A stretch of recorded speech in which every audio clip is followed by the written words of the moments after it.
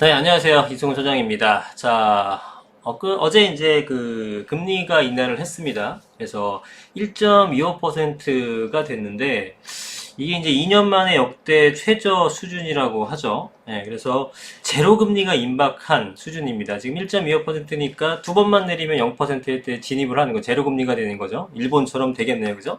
한 번만 더 내려도 역대 최저 금리를 갱신하는 거고요. 그래서 이렇게 금리 인하를 이렇게 단행한 배경이 무엇인지 그것부터 한번 말씀드려볼까 합니다. 일단은 뭐 당연하겠죠. 경기 침체, 디플레이션 우려가 있기 때문에 그런 거죠.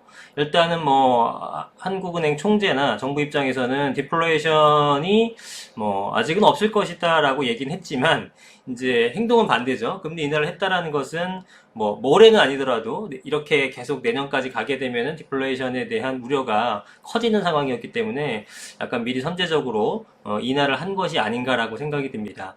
그럼 이제 이런 그 금리 인하가 되게 되면 어떤 현상이 생기느냐? 여러 가지 일이 생기겠죠. 일단 부동산 관련 측면만 살펴보겠습니다. 아주 단순해요. 아주 단순한데 일단은 경기가 굉장히 침체되어 있는 상황이에요. 여기서 금리가 인하되게 되면 어찌됐건 유동성이 증대가 됩니다. 돈이 굉장히 시중에 많이 풀리게 되겠죠. 근데 경기가 좋은 상태에서 금리가 인하가 되게 되면 이 유동자금들이 다양한 곳으로 흘러 들어갑니다. 예를 들어서 경기가 좋을 때는 소비가 활성화되어 있겠죠. 소비가 활성화되어 있으면 공장에서는 빨리빨리 공급을 해줘서 생산품을 많이 만들어서 팔아 먹어야 돼요. 솔직한 얘기로, 그죠? 기업 입장에선. 그런데 그렇게 되면은 공장을 증설하거나 아니면 설비 투자에다가 돈을 쓰겠죠. 저리로 빌려가지고. 그런데 지금은 그런 상황이 아니란 말이죠. 경기가 침체된 상황에서 유동성만 증대됐기 때문에 이런 것들은 어디로 가겠습니까? 투자로 가는 거죠. 다르게 표현하면 투기로 갈 수도 있는 거죠. 그러면은 경기가 안 좋은 상태에서 투자를 어디로 하겠습니까? 안전자산으로 하게 되겠죠. 그럼 안전자산의 대표적인 게 뭐예요? 우리나라에선 부동산이 되는 겁니다. 부동산 중에서도 가장 안전자산으로 선호받는 서울 쪽에 있는 부동산, 서울의 아파트 같은 것들이 올라간다 정도가 아니라 급등할 수 있는 가능성도 상당히 커졌다라고 저는 개인적으로 느낍니다. 그래서 뭐 요즘에 돈맥경화라고 하죠. 돈맥경화. 이게 막 움직이지 않는 거, 돈이 돌지를 않아요. 그죠?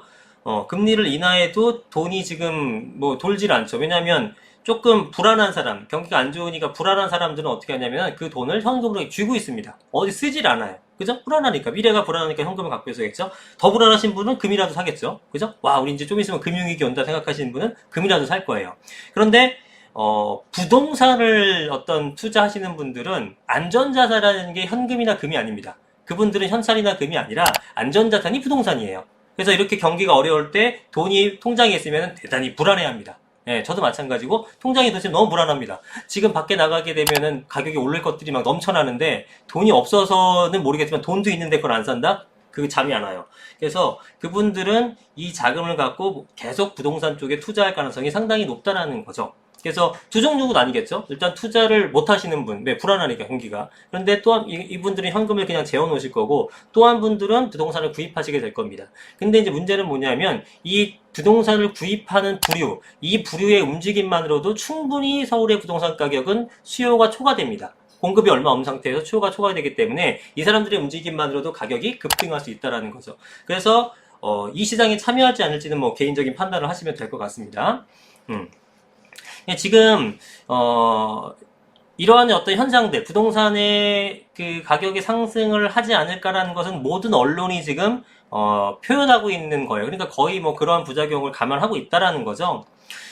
이제 중요한 거는 이제 부동산적인 측면은 그렇지만 경제를 살리기 위해서 지금 금리를 인하한 부분이거든요. 그런데 어떤 전문가분께서 이렇게 말씀을 하시더라고요. 경제 활력에 대한 의구심이 든다. 그럼 왜 그러냐면 2008년도 글로벌 금융위기 이후에 우리나라는 지속적인 금리 인하를 하게 되면서 2%대 미만의 저금리로 거의 10여 년을 지내왔죠.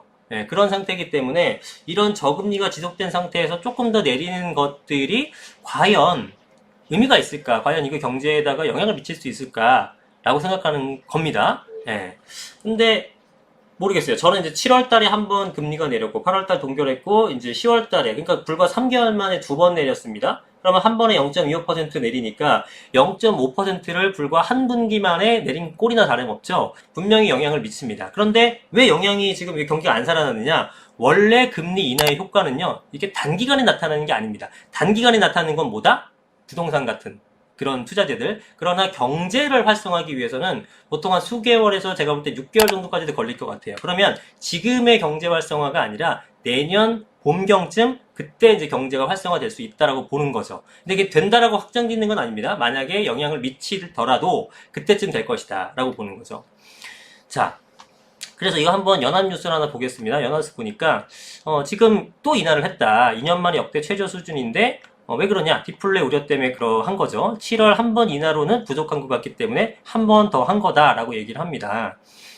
그래서 지금 한미 기준금리 차이를 보면 지금 미국이 당연히 한국이 금리가 원래 높아야 정상이죠. 왜냐하면 미국이 더 안전한 나라니까. 근데 미국의 특수성 때문에 지금 그러지 못하고 있다가 쭉쭉쭉쭉 금리가 올라갑니다. 경기가 좋아지면서 그러더니 동일하게 되더니 한미 금리가 역전이 됩니다.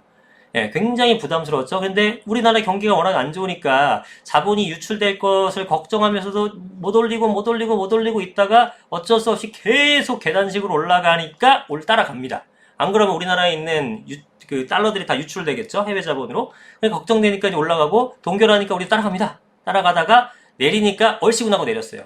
내리니까 얼씨구나고 내렸죠.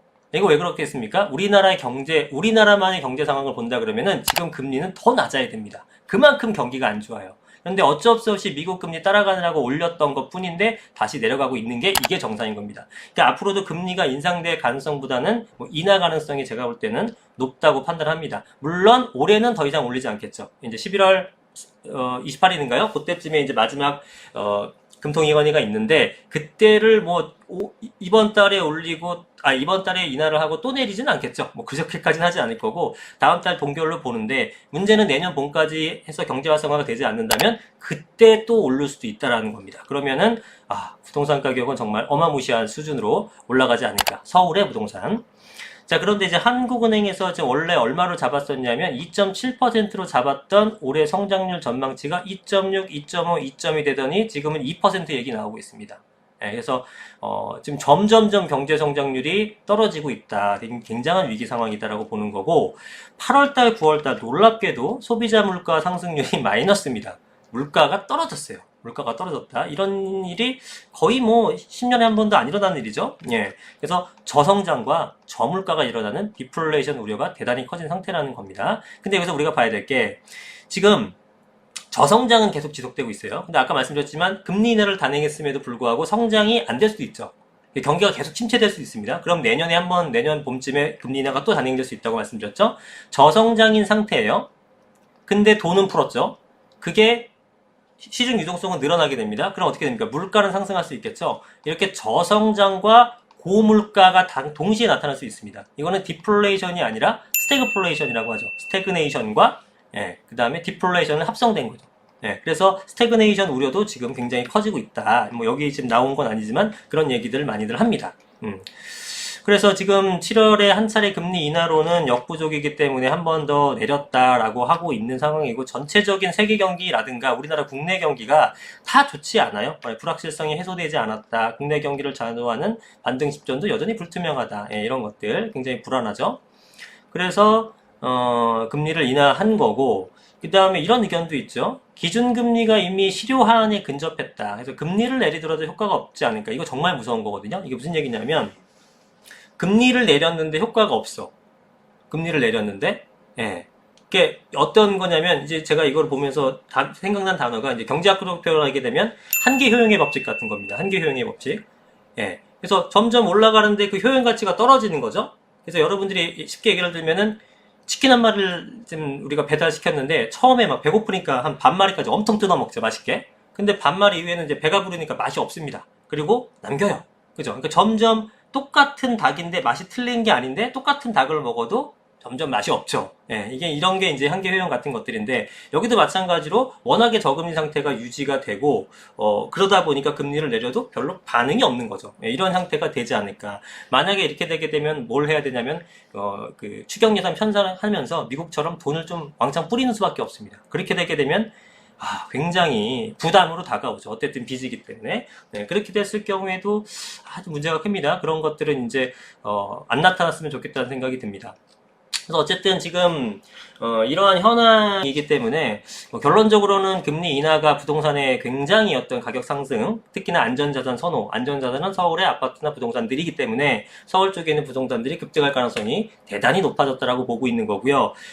이 금리 인하는 직접적으로 부동산에 영향을 미치게 됩니다. 이거는 뭐 어떤 돈의 흐름도 마찬가지지만 심리적으로 형성이 되고요. 수요가 늘어난다는 측면도 있겠지만 보유하고 있는 사람에서는 팔고 싶겠습니까? 안 팔죠. 팔려고 하다가도 공급을 매도를 걷어들입니다. 그래서 공급은 줄고 수요는 늘어나는 현상이 동시에 생기기 때문에 수요 초과 현상이 아주 급격하게 빨라져서 가격이 급등하는 현상이 생기게 됩니다. 그래서 부동산을 구입하실 분들은 하루가 빠르게 좀 움직일 필요가 있다. 제가 7월 달에 금리 인하에 대해서도 이제 같은 의견을 제시했습니다만 지금처럼 강조하거나 그러진 않았잖아요. 마찬가지로 지금 두 번째이기 때문에 이번엔 정말 흐름이 빠를 수 있다는 것을 말씀드리면서 오늘은 여기까지 영상을 마치도록 하겠습니다. 자, 감사합니다.